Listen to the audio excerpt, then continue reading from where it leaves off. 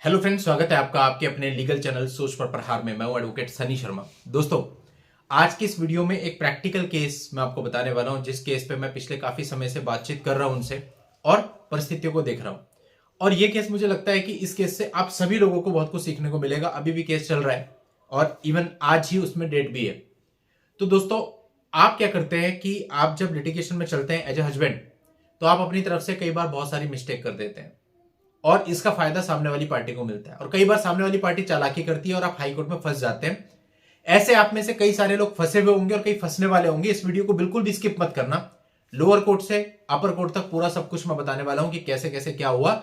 और आज जो उनको मैंने सजेशन दिया है आज के लिए कि आपको क्या करना है, वही सजेशन मैं आपको भी बताऊंगा कि आपको क्या करना है, ताकि ऐसी परिस्थिति आपके साथ भी बनती है तो आप फंसा हुआ बिल्कुल भी महसूस ना करें। ध्यान से वीडियो को देखिएगा।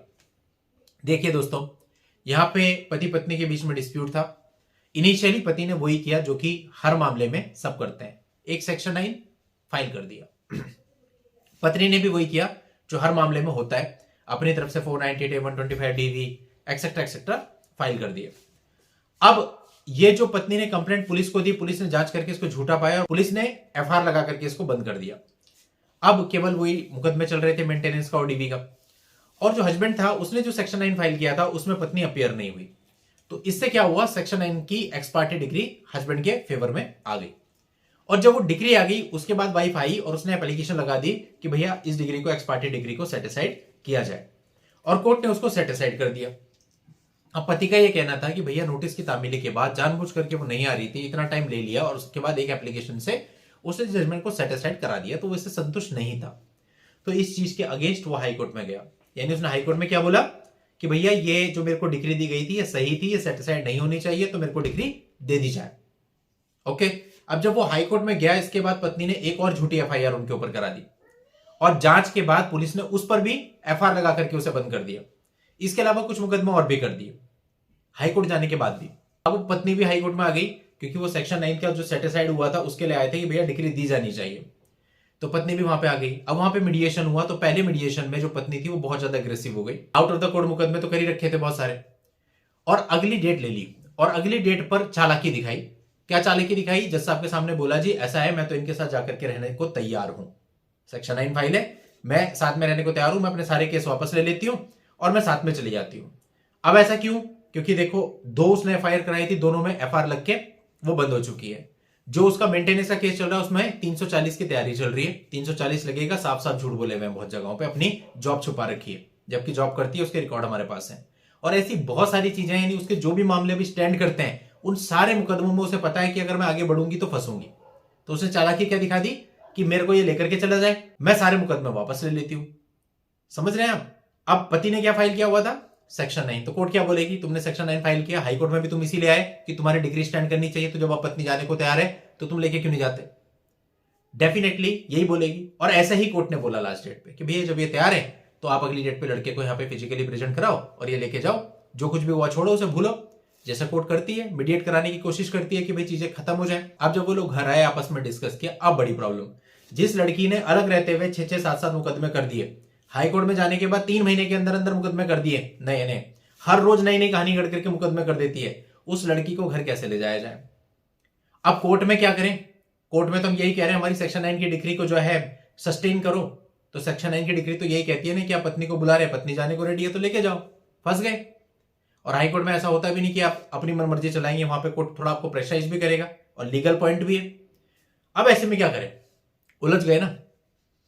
अब एक ही सजेशन था जी इसमें, आप अपने केस को विड्रॉ करो। उन्हें भी यही समझ में आया कि भैया हम यह हाईकोर्ट वाला जो अपना विड्रॉ कर लेते हैं। फिर अब बात यह है कि विड्रॉल एप्लीकेशन तो आप लगा दोगे, लेकिन कोर्ट उसको विड्रॉ करने देता है या नहीं देता है, ये तो कोर्ट की डिस्क्रिप्शन है ना, आपकी विड्रॉल एप्लीकेशन को अलाउ करे या ना करे।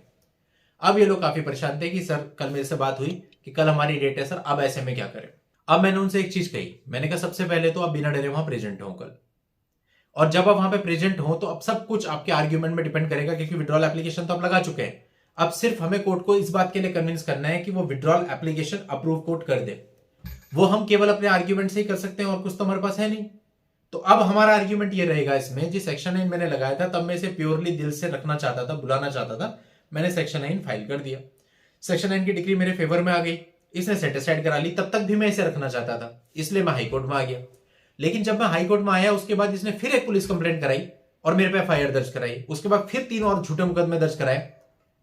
तो अब तो स्थिति ये बन चुकी है कि अगर मैं इसे रखूंगा, ये तो पूरे तरह से आक्रामक है, पिछले मीडिएशन में भी ये अग्रेसिव हो गई थी, तो कुछ भी कर सकती है। मेरे घर पे सारे मेरे रिलेटिव है, हमारी ज्वाइंट फैमिली है, सबके सब फंस जाएंगे। तो अभी तो प्योरली मैं इसको नहीं रखना चाहता हूं, इसीलिए मैं विड्रॉल की एप्लीकेशन लगा रहा हूं कि मैं केस विड्रॉ करूंगा सर और डाइवोर्स फाइल करूंगा। बहुत क्लियर कट आपको कोर्ट में बोलना पड़ेगा। देखो, कोर्ट आपको समझाएगी, कन्विंस करने की कोशिश करेगी, प्रेशराइज भी कर सकती है, डांट भी सकती है, आप पे कॉस्ट भी लगा सकती है, क्योंकि आपने सेक्शन 9 के मुकदमे में आ रहे हो और आप उल्टी बात कर रहे हो।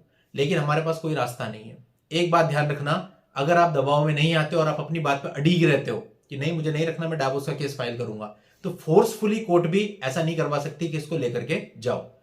कोर्ट क्या कर सकती है, आपके ऊपर जुर्माना लगा सकती है, आपके ऊपर कॉस्ट लगा सकती है, तो उतना तो आपको झेलना पड़ेगा।